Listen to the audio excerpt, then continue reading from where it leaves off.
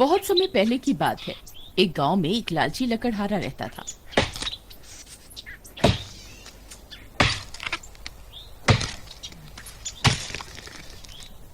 वह हर रोज की तरह जंगल में लकड़ियां काट कर वापस अपने गांव में आ रहा होता है। उस दिन उसे घर लौटने में देर हो जाती है। तभी उसे रास्ते में किसी औरत की लाश पड़ी हुई मिलती है। वह उस औरत की लाश को देखकर चौंक जाता है। अरे ये क्या, ये कौन है? इसे किसने मारा? मुझे अभी के अभी दरोगा साहब को इसकी जानकारी देनी होगी। तभी उसकी नजर उसके हाथों की तरफ पड़ती है। उस औरत ने हाथों में सोने के कंगन पहने होते हैं। उन सोने के कंगनों को देखकर वह लालच में पड़ जाता है। अरे वाह, इसने तो सोने के कंगन पहने हुए हैं। इन्हें निकाल लेता हूँ। फिर वह उन सोने के कंगनों को निकालने की कोशिश करने लगता है, लेकिन वह कंगन नहीं निकाल पाता। अरे ये कमबख्त निकल क्यों नहीं रहा? अब क्या करूं? फिर वह अपनी कुल्हाड़ी से उसके दोनों ही हाथ काट देता है।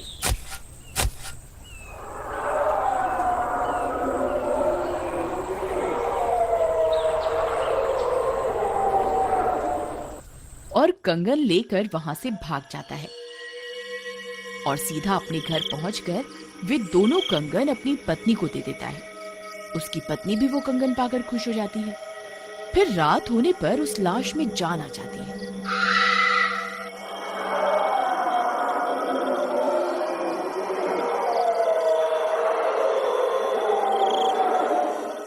वहीं दूसरी तरफ मनोहर और उसकी पत्नी सो रहे होते हैं।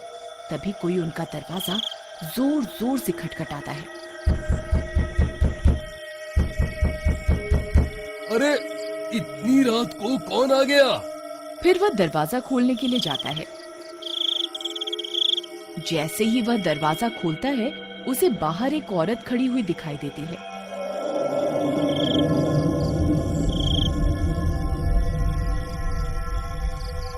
उस औरत ने अपने शरीर पर सफेद चादर ओढ़ी हुई होती है। आप कौन हैं? आप इतनी रात गए यहाँ क्या कर रही हैं? आपको किससे मिलना है? मैं पास के गांव से आई हूँ। मुझे किसी चीज की तलाश है। ठीक है, लेकिन इतनी रात गए यूं? बाहर रहना आपके लिए ठीक नहीं है। आप आज की रात यहीं रुक जाइए। फिर वह औरत उनके घर में रुक जाती है। अजी, ये आपने इतनी रात गए किसी घर के अंदर बुला लिया? मुझे तो कुछ ठीक नहीं लग रहा। वह औरत चारपाई पर बैठी हुई होती है। तभी उसकी सफेद चादर लाल होने लगती है। ये सब देखकर वे दोनों चौंक जाते हैं। अजी सुनिए, आपको कोई चोट लगी हुई है क्या? देखिए ना, आपकी सफेद ओढ़नी तो लाल होती जा रही है। अजी, मुझे तो पक्का कुछ गड़बड़ लग रही है। देखिए ना, कितना सारा खून निकल रहा है। अरे प्रियतम, लगता है इन्हें चोट लगी हुई है। हमें इनकी मदद करनी होगी। फिर मनोहर उस औरत की मलहम पट्टी करने के लिए उसकी ओढ़नी हटा देता है।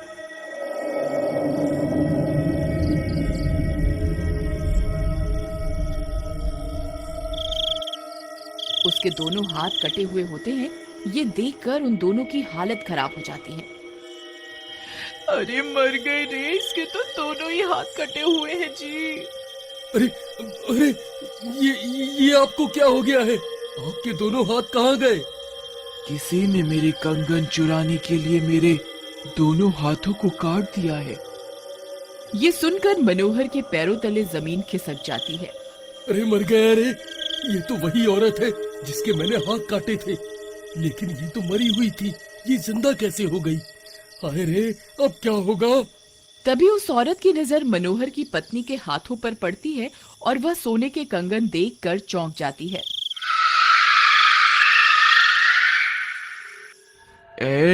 ये कंगन तो मेरे हैं। ये तेरे पास कैसे आए? अच्छा, तो तू ही है जिसने मेरे कंगन चुराने के लिए मेरी ये हालत कर दी। अरे मर गई रे। अरे नास मिटे, ये किसके कंगन उठा ले आया? अरे कमबख्त मारे, आज तो तू मरवा कर ही छोड़ेगा। हाय रे। फिर देखते ही देखते वह औरत चुड़ैल में बदल जाती है और उन्हें देखकर गुर्राने लगती है।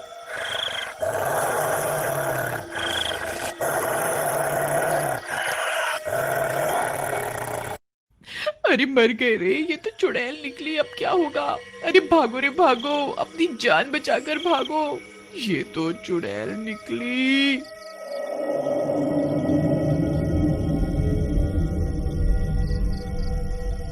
अरे प्रियतम, मेरे लिए रुको, मैंने तुम्हारे लिए ही तो कंगन चुराए थे, मुझे छोड़कर कहाँ भाग रही हो?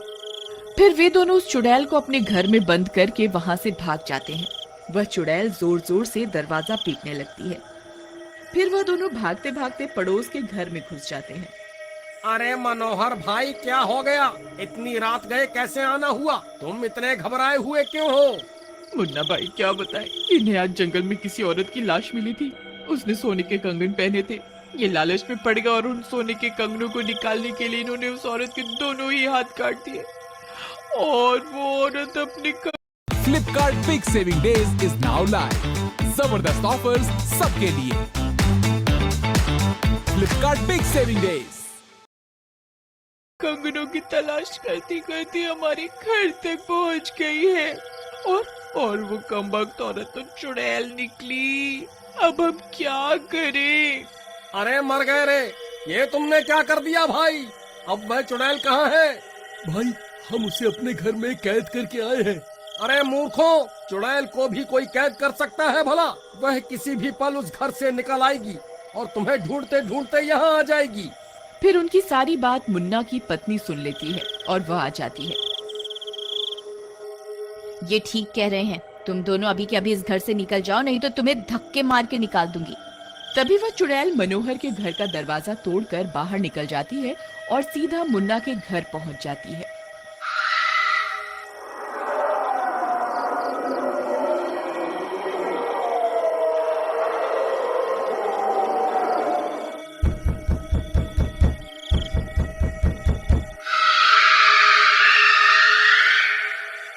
अरे मर गए रे, ये चुड़ैल तो यहाँ आ गई। अजी, अगर ये इनके घर का दरवाजा तोड़ सकती है तो ये दरवाजा भी ज्यादा देर तक नहीं टिकने वाला। कुछ कीजिए ना।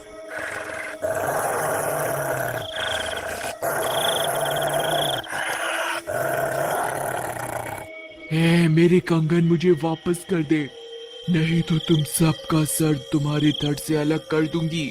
अजी, हम इसके कंगन इसे वापस कर देते हैं, फिर ये हमें छोड़ देगी। अरे ये तो बड़े मोटे कंगन हैं। ये तो बहुत कीमती लगते हैं।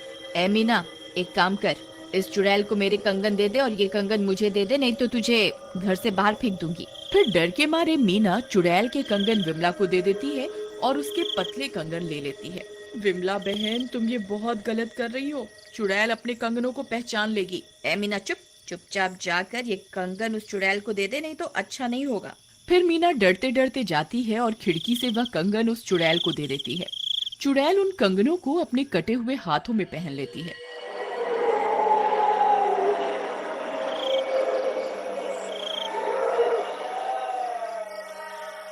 अरे ये क्या, ये वे कंगन नहीं है।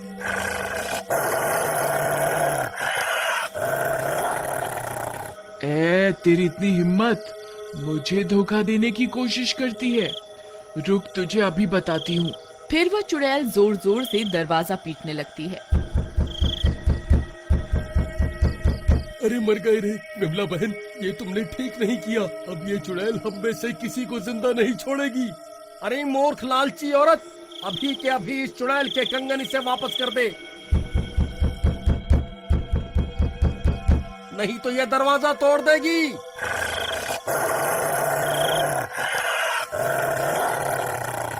फिर विमला भागती हुई खिड़की की ओर जाती है। अरे चुड़ैल जी, मुझसे गलती हो गई। लो, आप अपने असली कंगन वापस ले लो।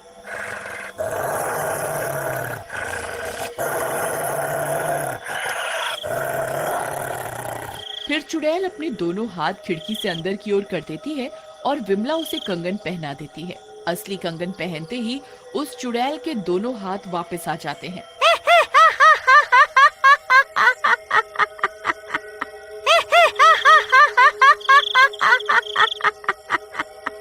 फिर वह चुड़ैल उन दोनों कंगनों को पहनकर वहां से वापस चली जाती है।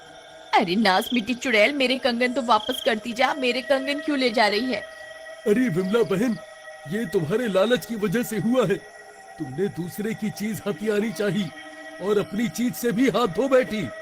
फिर वह चुड़ैल खुशी खुशी उन दोनों कंगनों